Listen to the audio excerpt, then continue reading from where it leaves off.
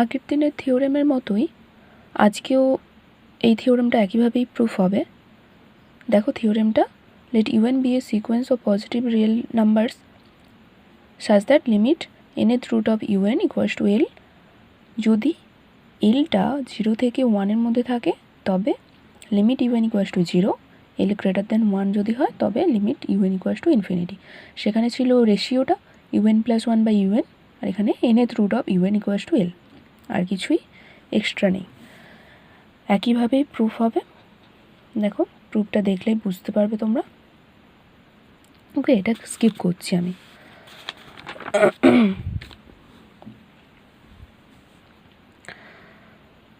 দুটো কেস আছে, দুটো কেস প্রমাণ হয়েছে, ঠিক আছে। নোট দেখো একইভাবে nth root of u n equals to যদি 1 হয়ে যায় তাহলে আমরা ডেফিনাইট কনক্লুশন করতে পারবো না যে সিকোয়েন্সটা কোথায় কনভার্জ করছে। U n equals to n plus 1 by n যদি ধরি তাহলে limit nth root of u n equals to 1 হয়ে যাচ্ছে, কিন্তু লিমিট ইউএন ইকুয়ালস টু 1 হচ্ছে। আবার ইউএন যদি n প্লাস 1 বাই 2n হয় তাহলে limit nth root of u n equals to 1 হচ্ছে, কিন্তু লিমিট ইউএনটা ইকুয়ালস টু হাফ হয়ে যাচ্ছে।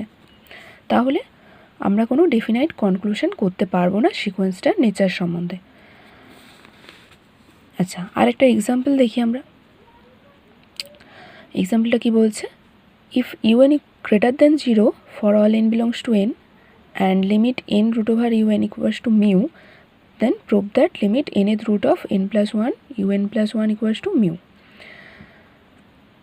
আমার গিভেন দেওয়া আছে nth root of u n equals to mu, আমাকে দেখাতে হবে এটা। আমি ভেঙে নিলাম, nth root of n plus 1 কী হয় সেটা দেখব।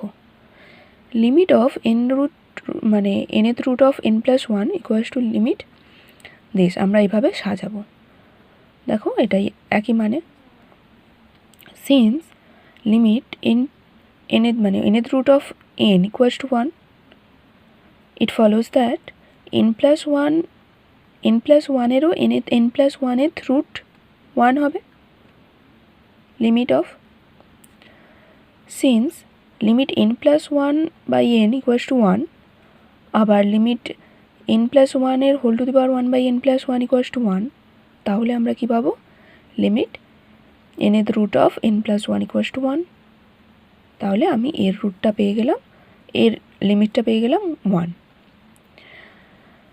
কি করে, এটা দেখো আগের থিওরেম থেকে, যে থিওরেম না এক্সাম্পল থেকে একটা, যে limit u n greater then 0 and limit u n equals two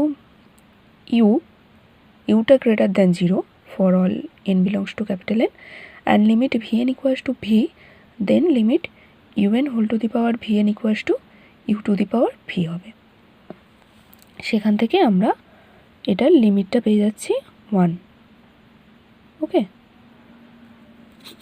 তারপর আবার দেখব limit n to the power মানে un plus 1 whole to the power 1 by n কী হচ্ছে। ওকে, সেটা দেখব। লিমিট দেখো একইভাবে রিঅ্যারেঞ্জ করলাম, করে আমরা জানি গিভেন দ্যাট আমার limit n to the power un এর whole to the power 1 by n equals to mu দেওয়া আছে। তাহলে আমরা এখান থেকে পাবো limit un plus 1 whole to the power 1 by n plus 1 equals to mu, কারণ limit n plus 1 by n equals to 1 এবং limit un plus 1 whole to the power 1 by n plus 1 equals to mu. সুতরাং limit un plus 1 whole to the power 1 by n equals to mu পেয়ে গেলাম।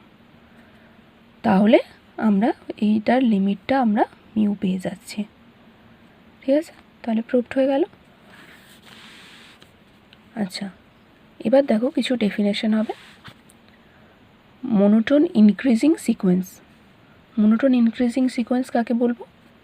A real sequence fn is said to be monotone increasing sequence if f of n plus 1 is greater than f of n for all n belongs to capital N, মানে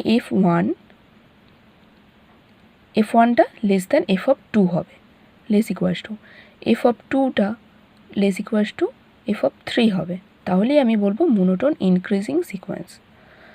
সেরকমই monotone decreasing sequence পাবো।